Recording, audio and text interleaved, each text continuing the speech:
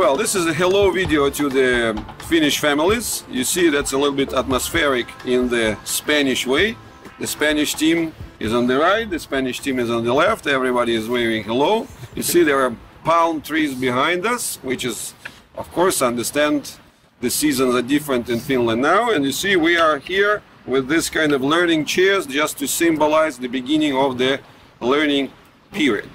So what I wanted to say is actually, kind of cover the summer and say, well, it was great to see you back in June, just before your sort of summer July months, and then have the whole experience for you to restart. And I hope that now, between August and September, you have already managed to get something flowing and going and get back to the good rhythm.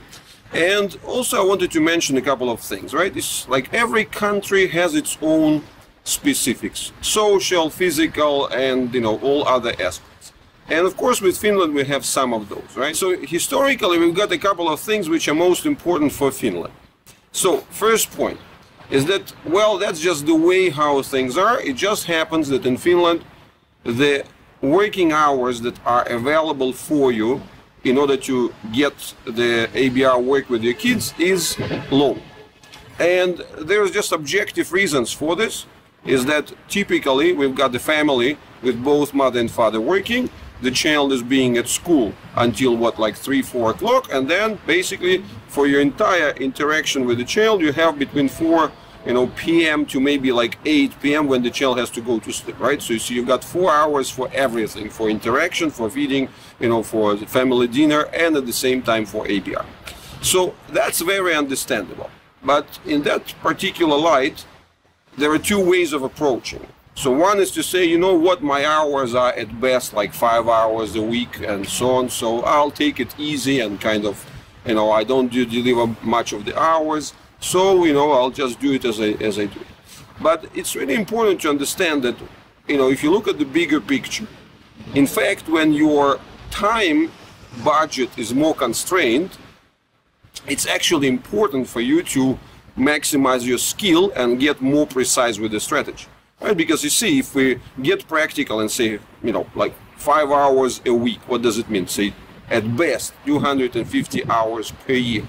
So, in that respect, with this 250 hours per year, we want to maximize the positive input that you can make in the life of your child. If you look at the kind of equation from another side, so 5 hours a week, and the total week is 168 hours. So what does it mean? So on the one hand, we want to get really the most important things out of those 5 hours a week that you're having. So get the stuff which you cannot do in any other means, right? So you see that really zoom into some priorities. And that's where it's really important to be precise, right? Not just to do it kind of in a haphazard way, but really, get the whole development strategically and get the priorities right.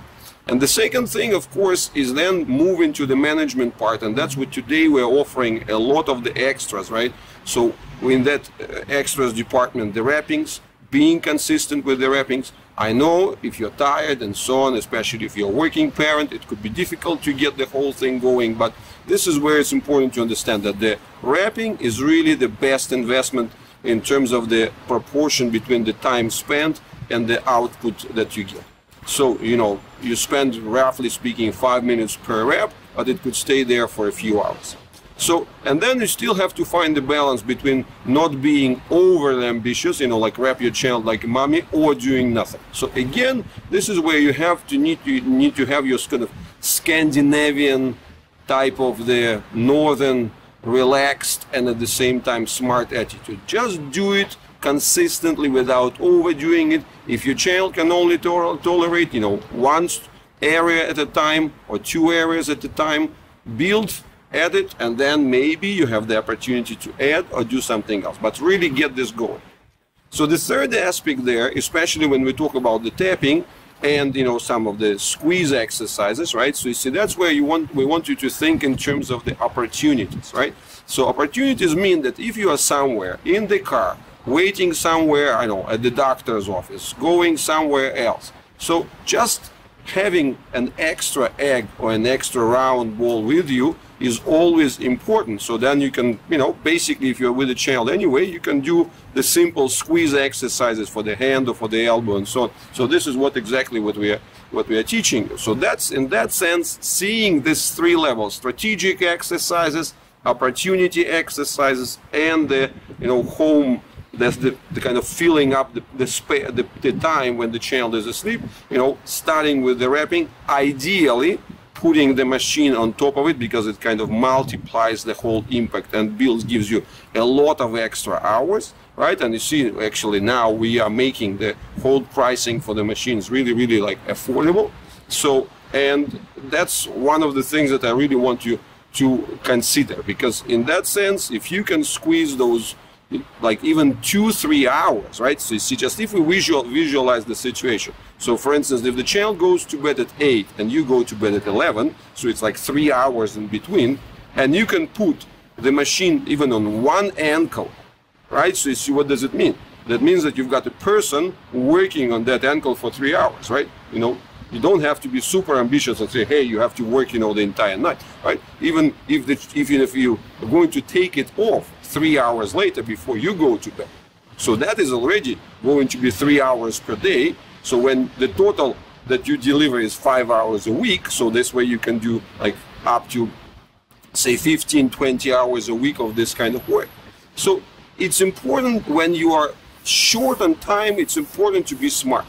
And this is really my central message: to be smart, to understand the priorities.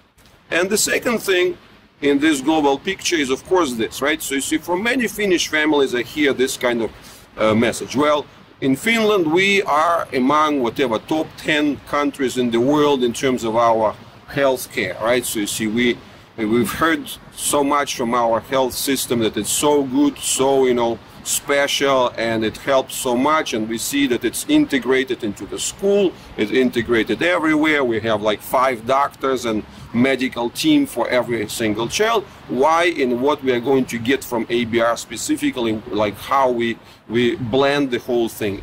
So that's a good question, but then, to answer it, we actually have to step back and understand few more realities. So the reality number one is that, you see, despite the declarations of becoming parent-centric, right, focused on you for like a long, these declarations have been announced at the cerebral palsy conferences for maybe the last, like, starting 10-15 years ago, but nobody knows how to do it, because basically what they know how to do is to deliver the therapists, they can deliver the exercises themselves. But what they can do? They can do 1 hour, 2 hours a week.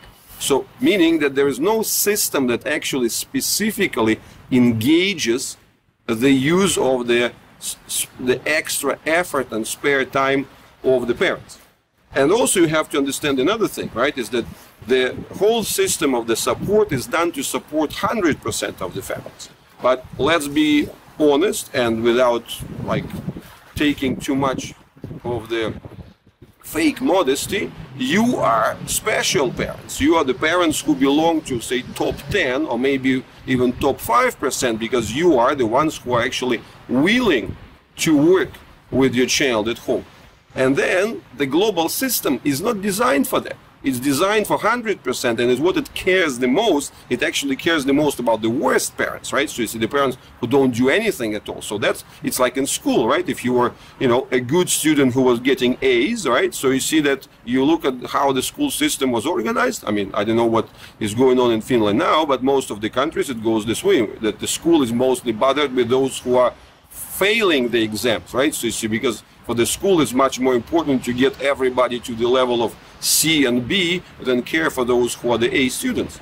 So you are the A students. So in that sense, ABR starts with an 8. So it's for the A students in that respect. So it's a big first portion of this design, right?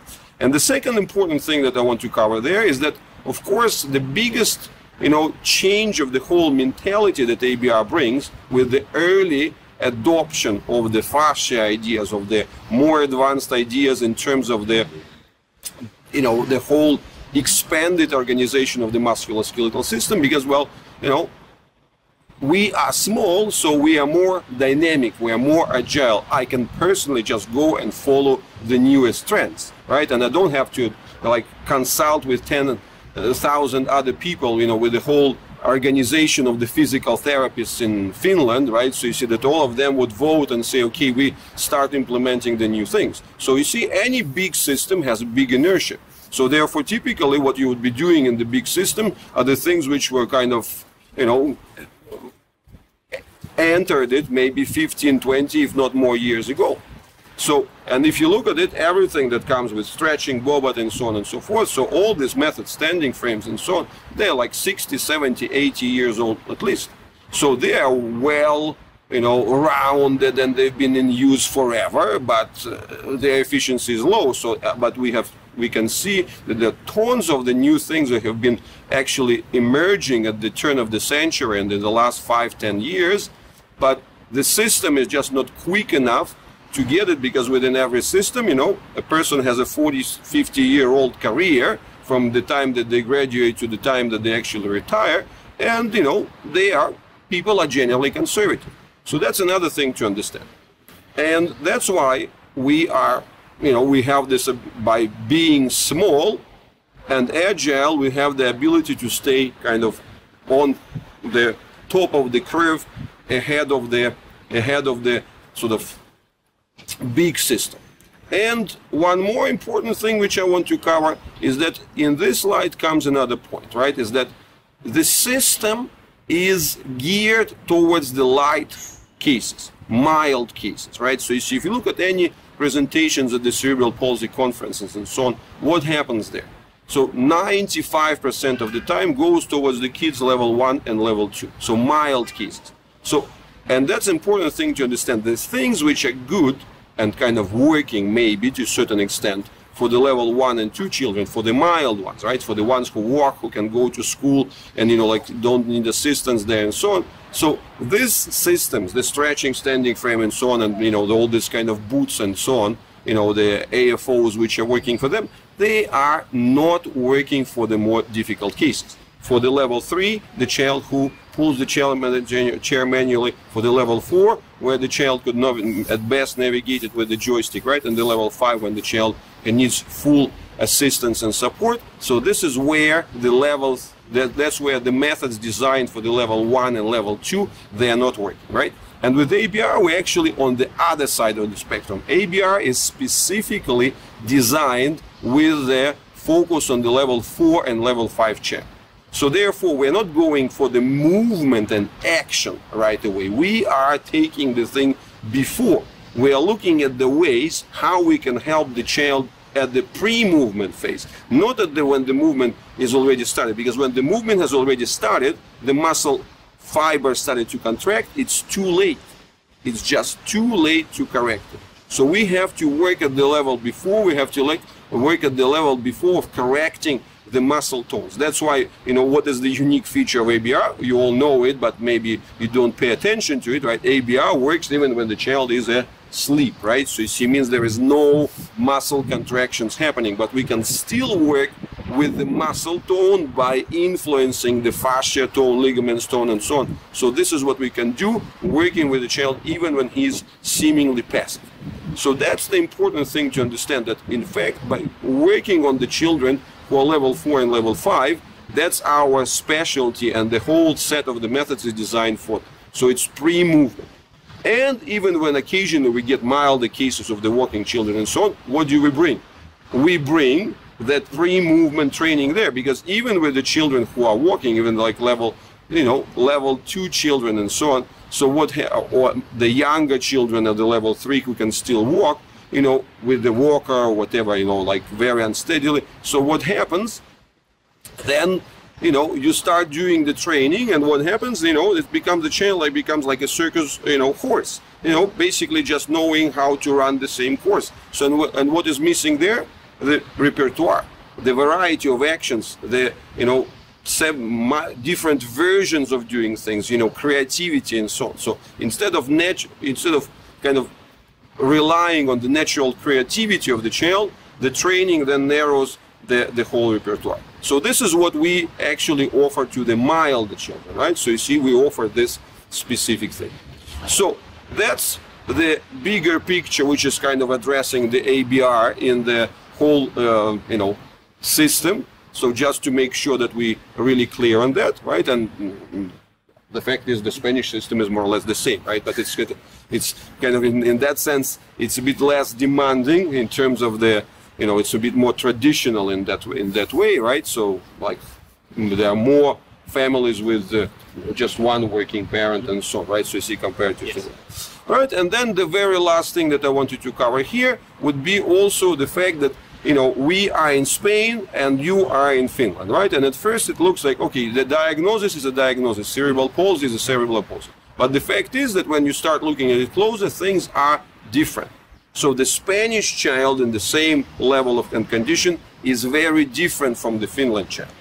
So in the Finland, what we have is, for instance, in Spain, what do we see here? These are the people who invented the flamenco, right? So you see all kind of this turns and twists and so on. So what does it mean? That these are, you know, the same way yoga has been invented in India. Why? Because the joint capsules of the people, you know, of the natives of India, 15-20%, you know, more lax than the ones for the people from the north, right? So you see the same thing when we talk about Spain. So what we have a very high flexibility in the joints, right? You see, whether you can even think of the matadors, you know, like elegantly sort of shifting, you know. So, and that's why here, for example, in Spain, we have a lot more of the dystonic cases, you know, where the child is actually unable to control and the whole thing gets in a twist. You know, in a place like Finland, that happens very rarely.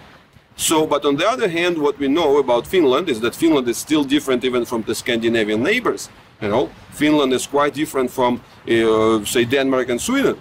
I don't know what is the reason between the, you know, the genetics and even though the climate is the same, but, you know, what we have, for example, in Denmark, it's like really strong connective tissue, and a lot of children, they're like shells, you know, like they're really shells at the back and so on. But for instance, even the feet there are very different. And so in that sense, there are a couple of specifics which are really characteristic to the Finnish children, which make things more difficult, unfortunately, right? So you see with the Finnish children, we see that when it comes to the foot, the lateral instability of the foot is very high.